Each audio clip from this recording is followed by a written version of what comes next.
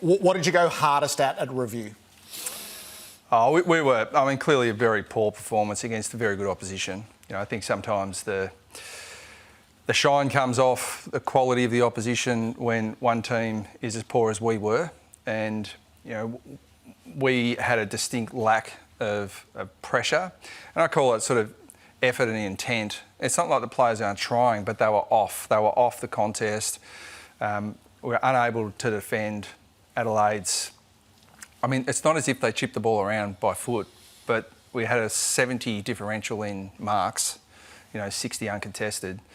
And our inability to pressure the ball allowed them to flow the ball and transition the ball way too easily. So, it's actually pretty simple for us in terms of identifying what the issue is. Doing something about it is the harder thing. So what's off look like? Well, what's like second game, MCG, glorious day, got to respond from the week earlier. What's off look like? The supporters will be home going, how can you be off? Well, contrast it to the week before where our pressure in the contest, really against, again, Hawthorn, a very good opposition, pretty much controlled the contest stoppage, and it looked like, a game that you can at least build off that. But I think you showed in the previous segment, when you can't pressure the ball, but when you get the ball, you fumble it and turn it over, and then the opposition can control the ball on you. Very quickly the game, it gets really hard to get the game on your terms. So we have been a good pressure team over a fair period of time. I think we ranked 2 in pressure differential last year, which shows that we can do it. We've had some changes in personnel, but not from last week to this week. So. That was the concerning thing for me, and we expect more than that. I hold the players to a much higher standard than that, and those are things that we could absolutely control. And what we couldn't control was Adelaide's performance. They were exceptional, but the things we could control, we were poor in. So you're extended out to the 3 years. Jared just suggested you're in a full-blown rebuild. Do you concede to that now? Again, I'm asking the questions that your supporters want an answer to, because they have been through it. No one needs to know that, but they're going, where are we? Are we contending again? Are we trying to contend, or are we stripping it right back and rebuilding? Look, you can say what you want. The club always talk to me about, what are we messaging?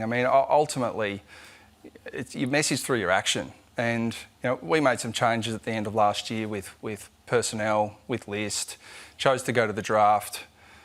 We hold 2 first-round draft picks this year, 2 second-round draft picks. I think it's pretty clear what we're doing, but I wouldn't concede that we're not capable of competing every week.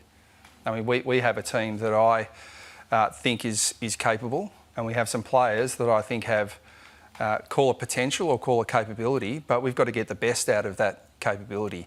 And to me, honestly, I think it's a question for the club to answer. My job at the moment is just laser focused on coaching the team that I have. But that being said, being very strong on the fact that Essendon in the past has looked to try and fix problems really quickly, and whether that's from acquisitions from players from other clubs. And I was very strong when I came in that if we're going to do this, we need to build it, through the draft. And we've retained all our draft picks since I've been there, and we've got a good platform to build in this year's draft as well.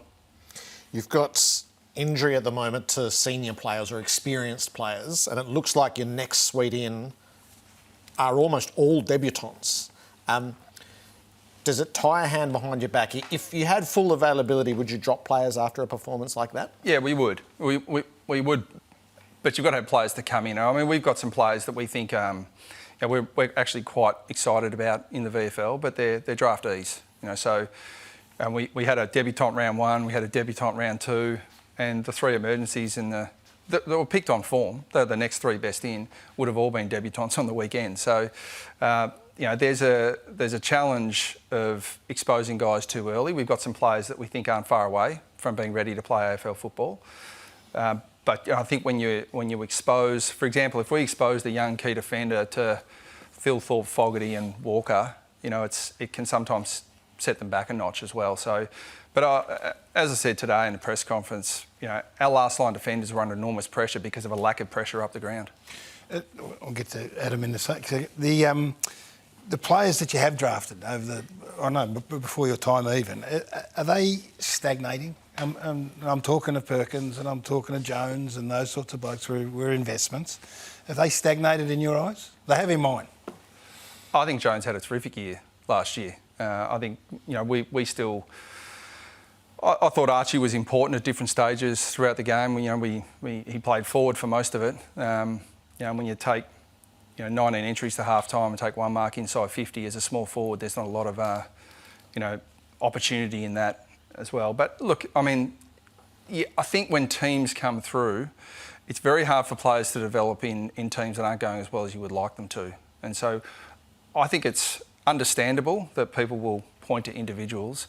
But for me, there's no point in me criticising them. My job, and actually what I love doing, is developing players. And clearly that's a challenge at the moment, but that's what the task requires. So when you put a performance out there like we did on Saturday afternoon, you deserve all the criticism that comes your way. And you can say, oh, some of it's unwarranted, some of it's not. It doesn't matter, and it doesn't concern me one way or the other. But my job is to coach. My job's not to criticise. And players in the modern era, more so than ever, have to be able to cope with that criticism. And if it's too hot for you in the cauldron, jump out. But my job as coach is to support them, hold them to a high standard, and try and improve them. And the reality is, whatever we're in, whatever mode we're in, I've got what I've got, and I'm fully invested in coaching them and developing them. The long-term question, I think, that predates you is Essendon's defensive structure and system.